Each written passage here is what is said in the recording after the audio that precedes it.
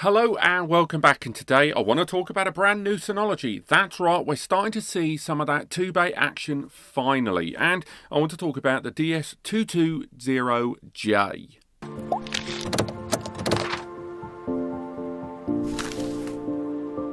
Now, for those that aren't aware, Synology has a long history of cost-effective NAS solutions. Dating back almost a decade now, we've seen a number of solutions from Synology that feature the letter J at the end. What does J stand for? I've never really understood, but I know what it means.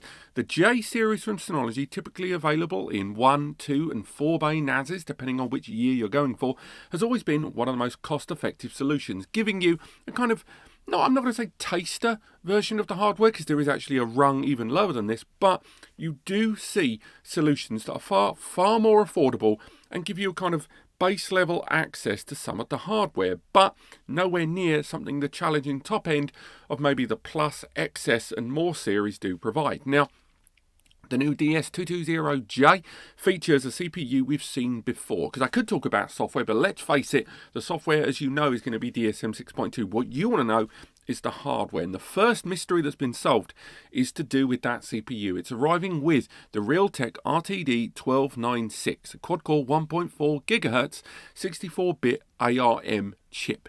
Why is this interesting? Well, this is a CPU that in the 2018-19 generation of devices was on the standard series, and the Play, so the Plays and the 218 and the 418 devices like this and the 118, this is the CPU they featured, and it is a very, very good and efficient processor.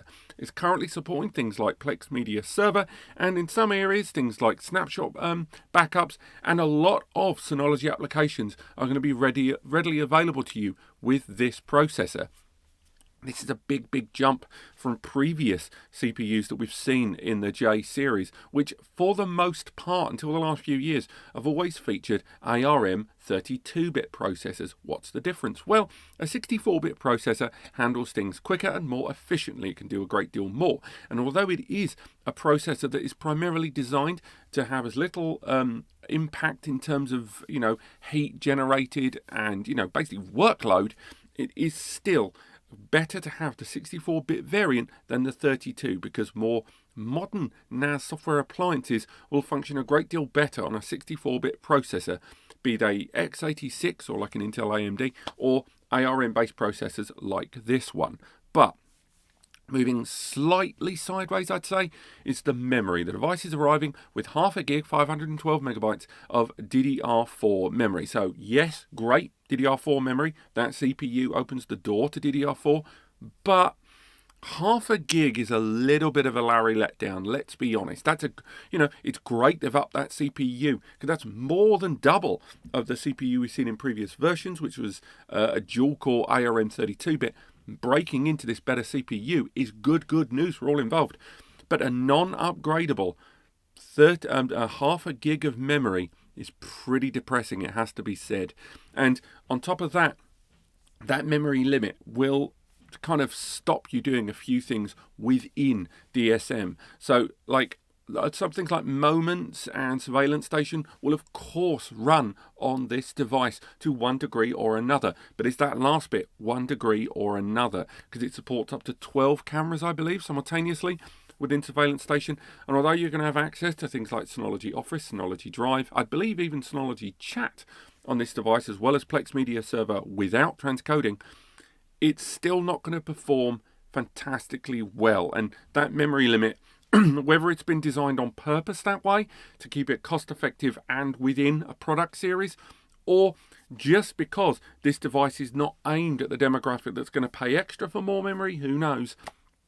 But half a gig of memory is probably the thing about this device that makes me a little sad if I'm going to talk about it. But that CPU, to my knowledge, does support BTRFS and SHR. However, I think once again that half a gig of memory is going to limit things a little bit. So until we've actually physically got one here, I'm sure it's going to support SHR, but whether it supports BTRFS, I'm going to wait and see. Now, I mentioned Plex Media Server. Yes, this device will support Plex Media Server, but half a gig of memory is going to be painful. So if it does run, it's going to run pretty poorly. So maybe bear that in mind if you're looking at this for Plex. But in most other regards, this is still a great little 2-bay NAS that, although we don't have the price point this second, is still going to be fairly impressive. And for a NAS that is going to be lower in terms of energy consumption, the chassis utilising that same plastic smaller chassis is going to generate far less noise. And of course, the NAS itself is pretty discreet. It is a good solution for you guys to bear in mind in 2020. And if you're looking for an economy NAS solution from the guys at Synology, the DS220j is still very much going to be the one for you. Now, I'm still pouring through the specifications right now as I talk to you, because I'm interested in things like 4K based on half a gig of memory, and whether that half a gig of memory is going to be soldered on the board or not. And again, if you do go down to the NAS Compared link in the description, and of course the span.com page, you will find out more information about this and whether it's worth your time, or if you want to hold out a little bit for some of the other DS2020 solutions, which I'm sure are going to be coming very, very soon. But otherwise, thank you so much for watching. If you've got any questions about this device, because I'm going to be learning more as time goes on, and of course comparing it against its predecessor, the DS218j, then do let me know in the comments. But otherwise, thank you so much for watching. I'll see you next time.